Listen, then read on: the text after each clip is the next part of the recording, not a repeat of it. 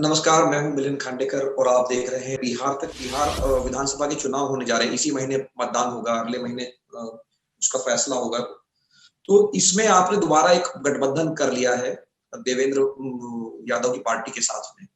तो ये मैंने जो हिसाब लगाया, ये बिहार में 5 गठबंधन लड़ रहे हैं। एक एनडीए लड़ रहा है, एक आरजेडी कांग्रेस का अब तक तो है उनका अलायंस, एक आपका अलायंस है, एक पप्पू यादव का अलायंस है और एक कुशवाहा का अलायंस है। तो ये 5 अलायंस का मतलब ये होता है, कभी भी आप जानते हैं राजनीति में कि जितने ज्यादा अलायंसेस होंगे, विरोधी जितने बटे हुए रहेंगे, उतना जो सत्ताधारी पार्टी है उसको या एनडीए है उसको एडवांटेज होगा। तो ये जो आप मतलब टुकड़े टुकड़े करके लड़ रहे हैं, इससे तो आप एक तरह से एनडीए को फायदा पहुंचा रहे हैं बिहार में। सर, आप जिस जगह पर बैठकर मुझसे सवालात कर रहे हैं, महाराष्ट्र में तो उल्टा ही हो गया ना। जी, महाराष्ट्र में तो उल्टा ही हो गया। महाराष्ट्र में तो खेल ही पलट गया ना। तो ऐसी बात नहीं है। हमारा जो अलायंस देवेंद्र प्रसाद यादव साहब से है, वो और भी आप इंतजार करिए, एक दिन का टाइम दीजिए आपको। और भी हम लोग या हम किसी के साथ जाएंगे या कोई हमारे साथ आएगा, उस पर भी बातचीत चल रही है हमारी। मगर ये बोलना कि अलायंस करने से वोट का डिवाइड हो जाता है। अगर मैं अकेले लड़ता तो भी आप बोलते मेरे को कि भाई आप वो आपके अपोनेंट्स बोल रहे हैं डिवाइड कर, आप वोट डिवाइड कर दे रहे हैं। तो ये तो सर, ये तो डेमोक्रेसी में ये तो वोटर का राइट है कि वो किसको पसंद करे ना पसंद करे, वोट डाले ना डाले। वो तो हम तो वोटर के पास जाएंगे, बिहार की जनता के पास जाकर उनसे अपनी बात रखेंगे, समझाएंगे उनको। और हमको यकीन है कि हमारे बोलने से, हमारे कन्विंस करने से वो हमको अपनी मोहब्बत से और अपने आशीर्वाद से, अपने वोट से नवाजेंगे। मगर ये आर्गुमेंट के इतने अलायंसेस बन रहे हैं तो ऐसा हो गया। तो देखिए, लास्ट टाइम 5 साल पहले जेडीयू, आरजेडी और कांग्रेस का अलायंस हुआ, मगर उसका नतीजा क्या निकला?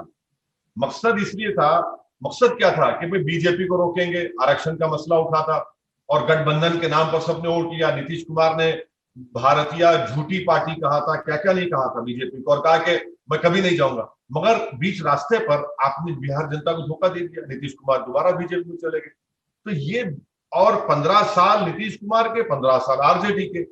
तो एक बिहार की जनता ये चाह रही है कि भाई कोई ऑप्शन भी तो हमारे सामने हो, ताकि ये दो गठबंधन, जो दो पॉलिटिकल अलायंसेस है, बीजेपी, जेडीयू, कांग्रेस, आरजेडी का, इससे हटकर हमारे को ऑप्शन मिले। तो हम ये समझते हैं कि पॉलिटिकल स्पेस वहां पर है और उस पॉलिटिकल स्पेस को हम फिल करना चाह रहे हैं, ऑक्यूपाई करना चाह रहे हैं। अब जाहिर है कि क्या होगा, कोशिश करेंगे। मुझे यकीन है कि 5 साल पहले जो रिजल्ट आया था एमआईएम के लिए, उस तरह नहीं आएगा। हम सिर्फ 6 सीट लड़े थे।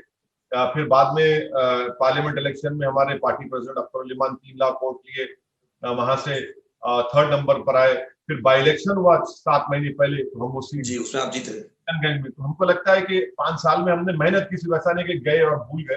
कंटिन्यूस मेहनत की अख्तर उल इमान साहब ने वहां पर। हमको यकीन है कि देवेंद्र प्रसाद साहब के अलायंस में और दूसरा जो भी आगे बढ़ेंगे हमको फायदा होगा। और ओवैसी साहब, ये आरोप आप पर बार बार क्यों लगता है, जो मतलब सेकुलर पार्टी है जो अपने आप को कहती है कि आप बीजेपी के लिए काम करते हैं, आप बीजेपी की बी टीम है, या ये आरोप जो है अभी से नहीं, हम पिछले 5 साल से कम हर जगह, हर चुनाव से पहले आप पर ये आरोप लगता है कि आप बीजेपी का मदद करने के लिए जाते हैं? सर, मुझे बहुत अच्छा लगता है कि कोई मुझे सर्टिफिकेट जब देता है। अब यकीन मानिए, जिस दिन मुझे कोई कहते तो रात में और अच्छी नहीं जाती। मुझे लगता है कि यार ये तो बहुत अच्छा हुआ, कि चलो, मुझे बड़ा इत्मीनान होता है कि इन्होंने मुझसे ये बात कही। देखिए, ये जो बात कही जाती है, ये झूठ है, इसमें सच्चाई नहीं है। अब आप ये बताइए, महाराष्ट्र की मिसाल ले लीजिए। हम कुछ 50 सीट अभी लड़े, हमारे इम्तियाज जलील साहब उस वक्त पार्टी प्रेसिडेंट थे, 50 सीट हम लड़े। तो भाई वहां पर कौन जीता, किसकी सरकार है, किसको हराया हमने? तो ये बोलना कि आप लड़ना नहीं, भाई आप चाहते क्या है? दलित, मुसलमान और जो बैकवर्ड क्लास के लोग हैं, वो क्या सिर्फ बड़े समाज के लोगों की लीडरशिप में उनकी गुलामी करते रहे? अगर हम ये कह रहे हैं कि मैं इलेक्शन लड़ूंगा, तो आपको खुश होना चाहिए। आप बोले हाँ लड़ो इलेक्शन, क्योंकि तुम डेमोक्रेसी को मजबूत कर रहे हो। वो लोग जो जमहूरियत में जिनका यकीन कम हो रहा है, हम उनको यकीन पैदा कर रहे हैं। तो ये नहीं लड़ रहे क्यों? आप लड़ने से फायदा हो रहा। मैं इनको कई मरतबा कहा हूं, एक इंपेरिकल एविडेंस के साथ भी दिया हूं। और आज से 10 दिन पहले प्रिंट न्यूज वेबसाइट में एक जर्नलिस्ट है मोहतरमा फातिमा खान ने पूरा डेटा के साथ बताया कि एमआईएम के महाराष्ट्र में लड़ने से या यहाँ के लड़ने से बीजेपी को फायदा नहीं हुआ। और ये बिल्कुल झूठ है। अब आप बताइए कि औरंगाबाद की सीट, भाई औरंगाबाद की सीट से 22-23 साल से शिवसेना का कब्जा, इम्तियाज जलील जीते वहां से। लोग हमको उस वक्त भी मुझसे कहा गया, कई बड़े बड़े जर्नलिस्ट ने कहा, अरे सर आपने तो केक वॉक दे दिया शिवसेना को। बहुत मैंने बहस की, एक मशहूर लेडी जर्नलिस्ट भी है, अरे तुमने तो केक वॉक दे दिया। मतलब ठीक है, आपने कहा अपनी बात देख लो। फिर हम किशनगंज लड़े बिहार में।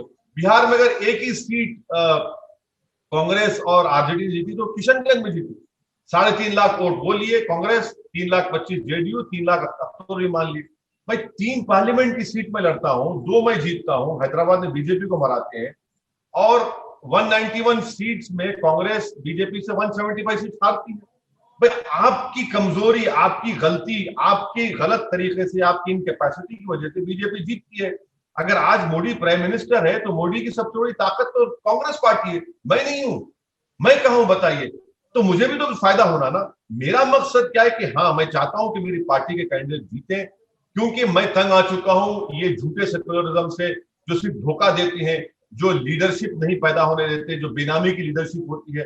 अरे भाई अगर इम्तियाज जलील वहां से एक आपके जर्नलिस्ट फेटर्निटी का था, अगर आज वो एमपी बन गया, उसका कोई फैमिली नहीं है, कोई बैकग्राउंड नहीं है, अगर ऐसे कई लोग हैं जिनको हम आगे लाना चाहते, वो आगे बढ़े लीडरशिप। ये जो आप झूठा सेकुलरिज्म कह रहे हैं, ये तो वही बात है, बीजेपी भी कहती है सोडो सेकुलरिज्म और आप भी कह रहे हैं कि झूठा सेकुलरिज्म है। तो फिर क्या है, मतलब ये दोनों, मतलब बात तो वही हो रही है ना, झूठा सेकुलरिज्म और सोडो सेकुलरिज्म। तो सिर्फ असली सेकुलरिज्म कौन है, कौन उसका झंडा उठा रहा है? देखिए, बीजेपी तो सेकुलरिज्म पे यकीन ही नहीं करती जी। बीजेपी तो सेकुलरिज्म को मानती नहीं है। बीजेपी कहां सेकुलरिज्म को मानती है? बीजेपी तो हिंदू राष्ट्र बनाने की कोशिश कर रही है। बीजेपी तो हर चीज वो काम कर रही है जो हमारे संविधान के बेसिक स्ट्रक्चर के खिलाफ है। कौन सा नहीं, एक एक काम वो कर चुके हैं। मैं जब झूठा सेकुलरिज्म कहता हूं तो इसका मतलब ये है कि जितने सेकुलर पार्टीज हैं, आप बता दीजिए कि हमारी सबसे बड़ी पंचायत लोकसभा में कितने मुसलमान जीत कर आए? 23 जीत कर आए, वो 4% भी नहीं है। अच्छा, उन 23 में सिर्फ 2 लोग ऐसे हैं जो हकीकी तौर पर कह सकते हैं कि हाँ, सेकुलरिज्म की कामयाबी है।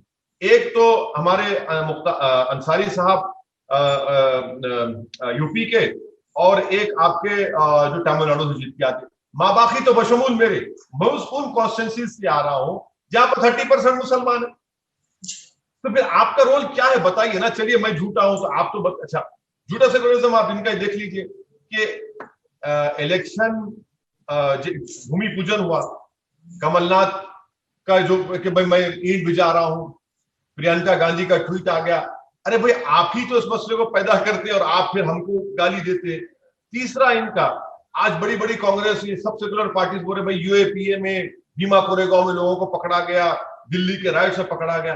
अरे भाई यूएपीए में नरेंद्र मोदी, अमित शाह होम मिनिस्टर जब लॉ लेकर आए, किसने सपोर्ट किया उस अमेंडमेंट को? कांग्रेस ने किया ना। 2009 में 8 में चिदम्बरम ने यूएपीए लिया, मैं यूएपीए की सपोर्ट कर रहा, यूपीए की सपोर्ट कर रहा था, मैं अपोज करा उसको, मेरी स्पीच है वहां पर। मैंने कहा इससे सिर्फ दलित, मुसलमान और डिसेंटर्स को नुकसान होगा। आज वो सही साबित हो रहा। तो कौन सा सेकुलरिज्म है आप कहां का सेकुलरिज्म है? आप बताइए ना। इनका सेकुलरिज्म तो कोई झूठ पर मुंह बनी है।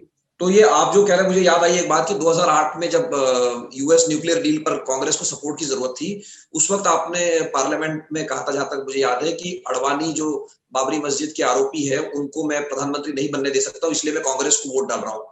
तो वहां से आप 12 साल बाद देखिए तो आप काफी दूर चले गए कांग्रेस से। उस वक्त आपने उनका साथ दिया था कि अडवाणी प्रधानमंत्री न बनने पाए, इसलिए आप उनके साथ है, और आज आप उनके खिलाफ हैं। भाई आज भी हम कह रहे हैं कि बीजेपी को दिल्ली में सत्ता ना मिले। क्या आज हम नरेंद्र मोदी के खिलाफ नहीं है? बिल्कुल है। क्या हमने नरेंद्र मोदी के खिलाफ कैंपेन 2014 में नहीं किया? बिल्कुल किया, 19 में किया, अभी भी कर रहे हैं। मगर सवाल ये पैदा हो रहा है कि बीजेपी अगर जीत रही तो किसकी वजह जीत रही है? आपको एक ही मिसाल दे रहा हूं।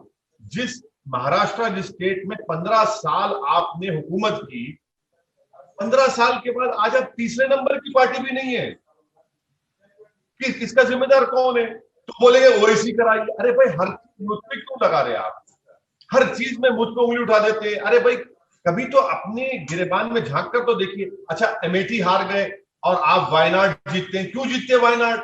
इसलिए कि वहां पर 30-35% के ऊपर मुसलमान और ईसाई लोग हैं। आप अमेठी हारे, मैं तो नहीं लड़ा अमेठी।